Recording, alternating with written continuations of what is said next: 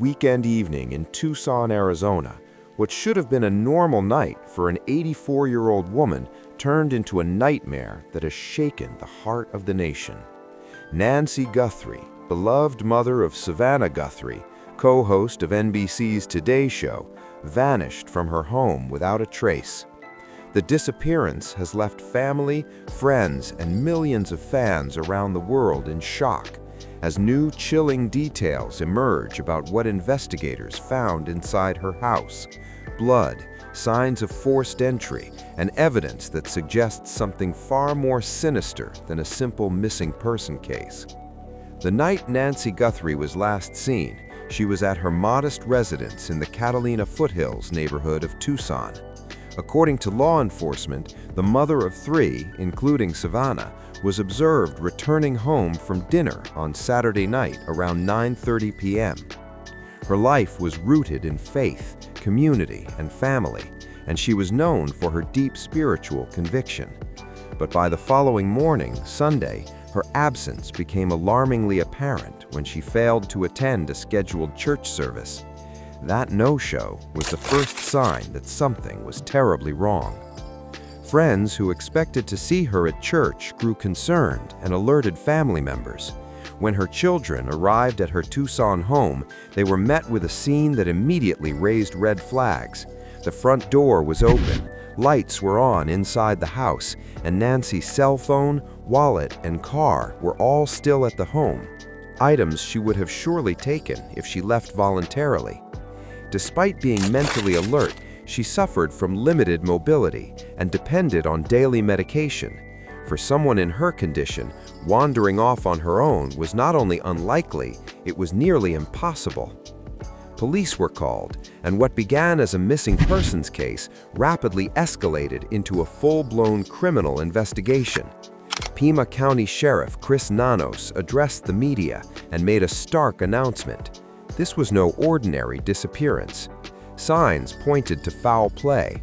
Blood was found inside the home, and investigators detected indications of forced entry, evidence that the residence was not left in its normal state.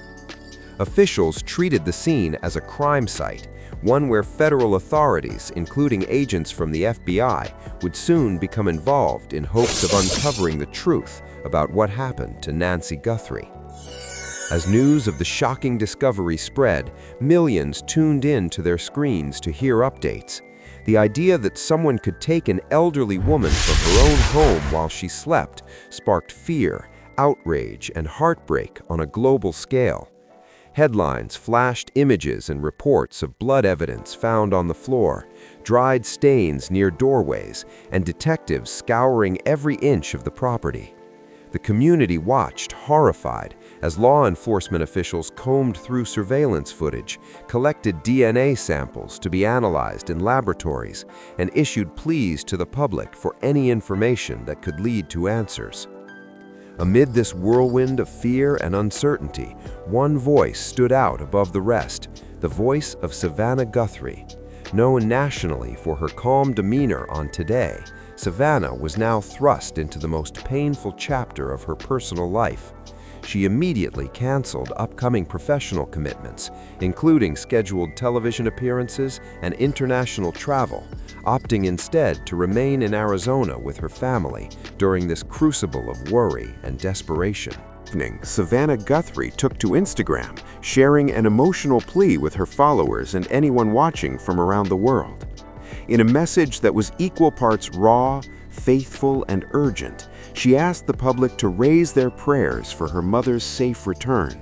She wrote about hope and humanity, about faith and collective strength, and she called on the compassion of strangers to join her family in prayer at this critical moment. Her words quickly spread across social media, shared by friends, fans, and colleagues alike. "We believe in prayer," Savannah wrote. "We believe in voices raised in unison, in love, in hope. We believe in goodness. We believe in humanity. Above all, we believe in Him." She described Nancy Guthrie as a woman of deep conviction, a good and faithful servant, a testament to the profound impact her mother had on those around her throughout her life. Then came the closing plea that moved many to tears: bring her home. Heartbreaking as her public statement was, Savannah's vulnerability resonated deeply. Messages of support poured in. On-air colleagues from Today, including Hoda Kotb, Jenna Bush Hager, and Jacob Soboroff, shared their encouragement, their prayers, and their steadfast support for Savannah and her family. Fans around the globe flooded comment sections with prayers, love, and the universal hope that Nancy would be found safe. Many offered stories of their own struggles, of loved ones missing and then found, sharing empathy during this most frightening time. Law enforcement, for its part, continued to urge caution and patience. Sheriff Chris Nanos and other officials acknowledged that even with the blood evidence and signs of forced entry, the investigation was still developing. No suspects were publicly identified, and despite reviewing surveillance footage from nearby homes, license plate reader data, and cell phone tower information, detectives had not yet pinpointed any definitive leads that could explain who was responsible or where Nancy might be now. The sheriff's department also revealed that the blood evidence and DNA collected at the scene were undergoing analysis. While the findings confirmed that the biological material did indeed belong to Nancy Guthrie, authorities refrained from disclosing further details about the source, the nature of the evidence, or whether it pointed to another person's involvement. This restraint reflects the delicate balance investigators must maintain between transparency and protecting the integrity of the investigation. Beyond the emotional and investigative developments, the case has raised larger questions about safety, vulnerability, and community responsibility. How was it possible for an elderly woman, described as mentally alert but physically limited, to be taken from her own home? Was this a targeted act, a random crime of opportunity, or something else entirely? With no clear motive at this time, law enforcement refuses to rule out any plausible scenarios. Rumors of ransom notes trickled in, though officials declined to publicly verify their authenticity, instead urging the community to focus on facts and to provide any tips that could aid the search. Now, Nancy Guthrie remains missing. Law enforcement continues their investigation, pressing forward with diligence and care, while Savannah Guthrie and her family cling to faith, community support, and the belief that their beloved mother will be found.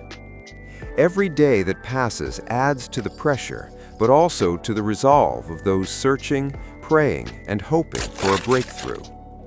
In a world where news cycles move fast and stories are forgotten just as quickly, this case has refused to fade. It has captured global attention because it speaks to something deep within us, a longing for justice, a yearning for loved ones to be safe, and a shared fear that any one of us could find ourselves in a similar nightmare. Savannah Guthrie's plea reminds us of that fragility and of the power of collective hope. What makes this story so compelling isn't just the fame of the family involved or the shock of the evidence discovered. It's the very human fear that grips every parent and child when a loved one goes missing. The vulnerability of an aging parent, the helplessness of waiting for news, the pain of uncertainty. These are universal emotions that transcend celebrity and remind us all of how fragile life can be. Savannah Guthrie's plea was not just for her mother, it was a plea for hope, for mercy, and for the collective belief that good can still triumph over the darkest of circumstances.